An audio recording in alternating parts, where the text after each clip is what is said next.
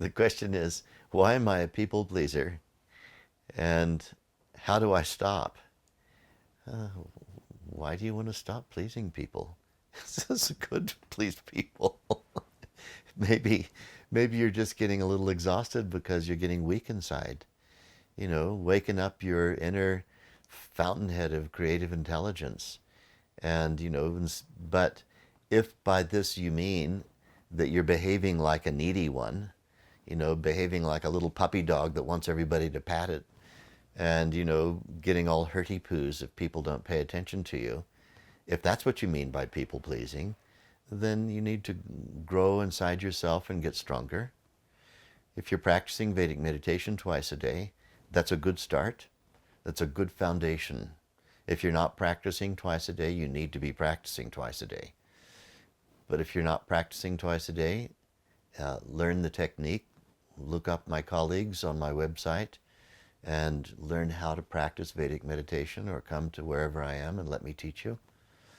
Otherwise, if you are practicing Vedic meditation, first thing is, if you have noticed that there's a shortcoming in your behavior when you're surrounded by other people, if you've noticed it, then this self-diagnosis is the first step in the cure.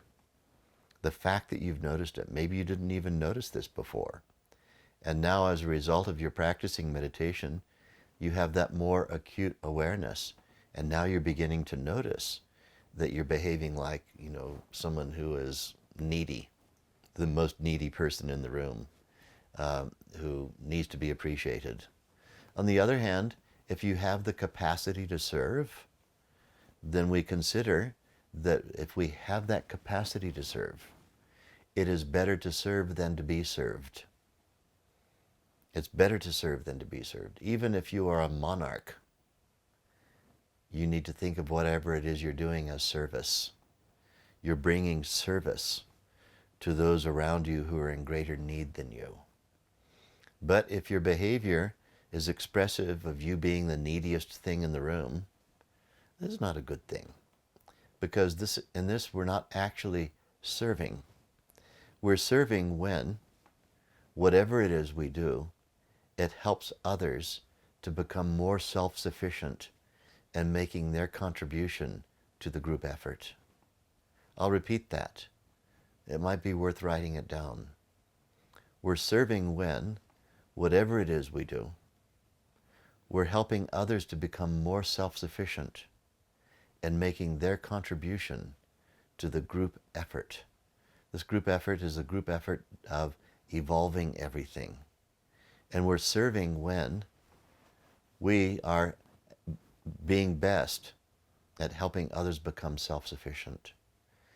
And so whatever action we can take that helps others become self-sufficient, we have all kinds of energy allocated for that. But if what we're doing, we're behaving in some kind of skittish fashion that indicates that we're uncertain of ourselves and we have low self-esteem, and we seem to be just running around trying to fulfill our own neediness, this isn't helpful to anybody's self-sufficiency. So in order to be properly people-pleasing, in order to really bring the greater pleasure in our presence when we're interacting with others, I'm a people pleaser. People always seem to be happy when I'm around them. And so why would you want to stop making people happy? People seem to be very happy whenever I'm around them. And, but I don't think that you would call me a people pleaser in a negative fashion. I'm not going to let go of my dignity. I'm not going to let go of my gracefulness or my baseline in order simply to make someone have a few seconds of happiness that is unsustainable. I'm going to require people who are around me also to rise into their self-sufficiency, and they'll feel like they want to do it. But on another scale, it's still the same thing. Maybe we need to let go of this people-pleasing phrase because it can be a little misleading. What we want to do is be effective interactors with people. We want to interact effectively. And to interact effectively, we want to liberate as much as possible everyone's self-sufficiency. This is more a way we need to think about it and phrase it.